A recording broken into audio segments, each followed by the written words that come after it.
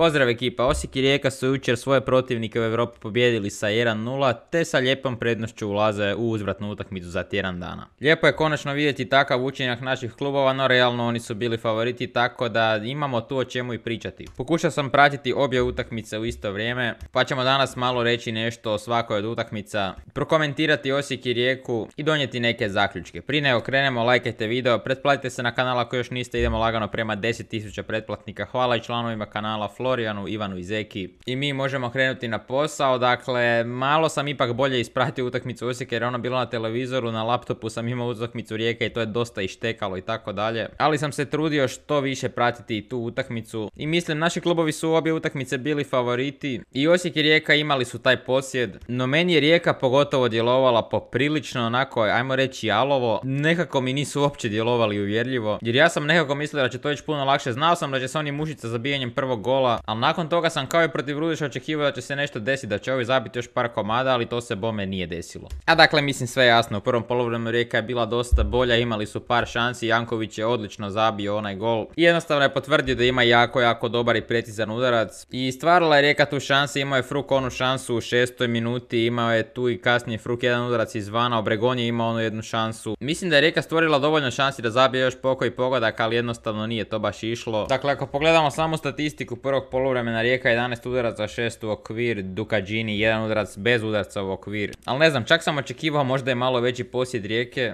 Nisu se ovi Kosovari nužno samo brandili nekom bunkeru. Pokušavali su probati nešto, ne znam kako da se drugo jednostavno izrazim, ali baš im nije išlo. Došli su oni blizu gola, ali onda nisu znali što bi s loptom, tako da to baš nije završavalo udarcima. Ali Rijeka jednostavno nije naplatila razliku u kvaliteti koju je trebala i ne znam što da vam kažem, očekivao sam da to riješi u drugom poluvremenu, pogotovo nakon što su ovi dobili crveni karton u 60. minuti. Dakle, Rijeka imala još pola sata igrača više. Ja sam bio uvjeren da će to Rijeka riješiti, zato sam i pratio nešto više Osijek koji je onako, bila je ok, zanimljiva utakmica, visio je gol u zraku i gledam tu Rijeku nekako sve manje prilika, sve manje se stvari događa, sve više Dukadžini ide pred gol Rijeke i ne znam što se desilo u drugom poluvremenu, ali ako pogledamo statistiku, 5 udaraca Rijeke, 2 u okvir, Dukadžini 4 šuta, 1 u okvir, a 2/3 tog poluvremena igrali su sa igračem manje. I teško mi iskreno onda objašnjiv takav pad Rijeke. Mislim, možemo i pričati o tome da je Dukadžini ušao bolje u poluvreme, opet ima igrača manje i opet je Rijeka na svojoj kvaliteti tu trebala dati gol 2-3, uopće nebitno. I više manje po meni riješiti pitanje prolaska. Bilo je tu i na momente agresivnosti s njihove strane, te malo prgavosti što se spominjalo. Ali po meni Rijeka baš nije igrala previše dobro i po meni Rijeka tu trebala napraviti puno više. Ali opet pobjeda je tu, protivnik je takav da će teško to preokrenuti na Rujevici. I mislim da se s te strane ne moramo previše bojati za Rijeku što se ovoga tiče, ali ako Rijeka ima neke ozbiljnije namjere u Europi, treba ipak malo više zapesti, treba ipak malo bolje igrati, jer ne podcjenjujući nikoga ovo je trebalo završiti sa više golova u mreži Kosovara. Kažem pogotovo zato jer si imao igrača više. Možemo raspravljati o tome da Rijeci definitivno fali pravi napadač, dakle meni je Obregon drag, igrao je dugo i u Varaždinu, ali to trenutno po meni jednostavno nije to, vidjelo se i u prvenstvu već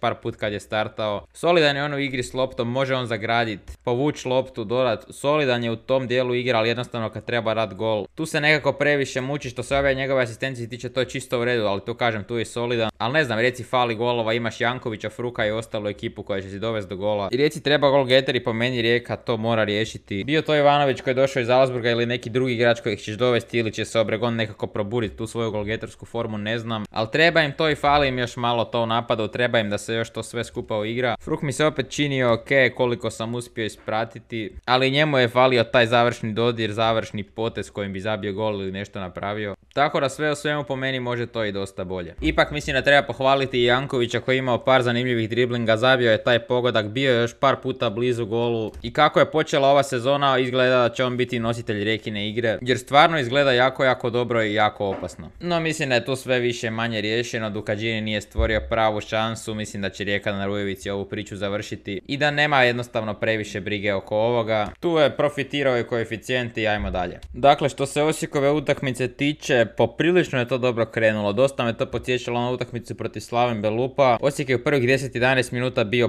puno bolji i tu da je bilo više mirnoće, preciznosti, sreće i svega ostalog, tu bi Osijek već i poveo. Dakle, bilo je tu šuteva izvana i vrlo opasnih ubačaja i dosta se lopta odbijala, prije svega mislim na onu 9. minutu kad je u jednoj akciji Osijek čak 3 puta pucao. Dakle, prvo je Gržan puknuo izvana, to je Šenko obranio, odbilo se Caktašu koji je opet puknuo u Šenka i nakon toga se odbilo Mjerezu koji je praktički imao prazan gol, ali se pred gol golom ispriječio Mio Caktaš i na kraju je bio suđen offside jer je ovaj bio iza samo jednog obrambenog igrača, golman je bio ispred. Uglavnom to je bila čista šansa i tu da je bila i malo bolja komunikacija Mjereza i Caktaša u tom vrlo brzom vremenskom razdoblju, ili da si je Mjerez našao neko drugo mjesto gdje bi mogao pucati, to bi bio siguran gol. Nakon toga ZTE je počeo isto malo igrati, no tu je i sjevalo iz kontri, prije svega je tu Fučak bio vrlo brz. No nakon 12. i 13. minute tu je već Osijek malo teže dolazio do šansi i Snaga na terenu su se polako nakon 15. minute izjednačile. ZTE je imao nekih polu prilika, Osijek nije baš dolazio u neke prilike i tako je to sve trajalo do 40. minute kad je Osijek opet ubacio u višu brzinu. Prvo je Nejašmić pogodio stativu nakon što mu je Mjerez odlično spustio loptu, pa je tu bio onaj udarac Lovrića skoro iz out linije koji je bio vrlo brz i nezgodan, a onda je onaj slobodan udarac Lovrića koji je vrhunski bio jako precizan, dakle prošao između dvojice igrača u živom zidu, odskočio taman pred golmana onako najgore, pao je taman na crtu, no pogodio je stativu, plesao je oko crte i na kraju izašao van iz gola, odnosno gol nikad nije ni ušao i na polovrijeme se ipak otišlo sa 0:0 iako je gol visio u zraku. U drugo polovrijeme Osijek isto krenuo nešto bolje, no ipak kao da je malo falila ta igra po podu. Nekako mi je skroz falilo da Osijek bude skroz gospodar na terenu, da uzme tu loptu, da ih ubije s nekom kombinatorikom ili nečim. Tako da sam ja tu iskreno očekivao Petra Pušića vrlo brzo, ušao je tek oko 60. minute. I do te 60. Osijek imao jednu priliku kad je Jugović bio dobro blokiran. ZTE je stvorio isto još jednu šansu za udarac s glavom, ali uglavnom ništa konkretno. Tu je uslijedio još i onaj dosta opasan udarac izvana i činilo se da bi ZTE mogao lagano preuzeti kontrolu utakmice. No tu su izmjene u Osijeku počele raditi svoje, dakle ušli su Bukvić i Pušić i rekao bi pojačali su kombinatoriku Osijeka u napadu. ZTE je u 82. minuti stvorio najveću šansu kada su dvojica igrača išla na krave puca onaj desni, no Malenica je tu odlično reagirao i spasio je gol obranom koljenom. I nakon toga Osijek je počeo pritiskati, ZTE je polagano krenuo zatvarati utakmicu i meni se to nekako činilo da bi Osijek mogao zabiti pogodak. Sve više se ubacivalo jer tu je ušao i Špoljarić, dakle Osijek igrao s dvojicom napadača, puno je tu bilo ubačaja i od strane Drambajeva, ali onaj koji je bio pobjedonosan bio je ubačaj Gržana. Jedna kifla, jedan balon, jedna lopta koja je jako dugo letjela u zraku, no došla je na glavu točno Mjerez, odnosno i Mjerez je došao do nje. Usput se pogodio i u rame i pogodio je mrežu za 1:0 i pobjedu Osijeka. Tako da na kraju kad sve zbrojimo mislim da je Osijek zasluženo odnio pobjedu. Šteta da nisu dali gol u prvom poluvremenu jer moglo je to biti još i uvjerljivije. I neka pobjeda s 2-3 razlike isto ne bi bila nezaslužena. Ali dobro, više manje zato je ostao na onoj jednoj pravoj šansi koju je Malenica obranio koljenom. I mislim da možemo biti zadovoljni igrom Osijeka. Eventualno kažem da se možda probala više primiriti lopta, da se više toga probalo po podu odigrati. Ali dosta je to dobro i ovako djelovalo. Mjerez je stvarno fenomenalan i ako ovako nastavi sezonu mislim da će imati preko 20 golova u HNL-u bez problema. Jer jako je dobro igra i prilagođena njemu, odnosno on igri. Super se uklapa s ostalima, lijepo vraća povratne lopte, dijeli, nosi, osvaja duele. I stvarno je dominantan u tome, opet vraća se odlično u obranu, stvara pressing, jako je neugodan i naporan protivnicima i stvarno opet to je onaj pravi Mjerez, to je onaj Mjerez u najvećoj formi koja je bio najbolji strelac lige. I to je po meni jedno jako veliko pojačanje za Osijeka. Kad smo već kod pojačanja, mislim da Osijek sa dobrim dijelom pojačanja na ovo ljeto pogodio. Dakle, ok, Guedes je ozlijeđen, Evangelov nije smio igrati zbog kartona, ali meni je Drambajev jučer bio jako dobar, pogotovo prema naprijed, gdje ima vrlo dobar i oštar ubačaj, gdje ima odličan dribling, ne boji se osloboditi igrača, vidi se da zna s loptom, dobro je kombinirao i stvarno izgleda kao pun pogodak na tom lijevom beku.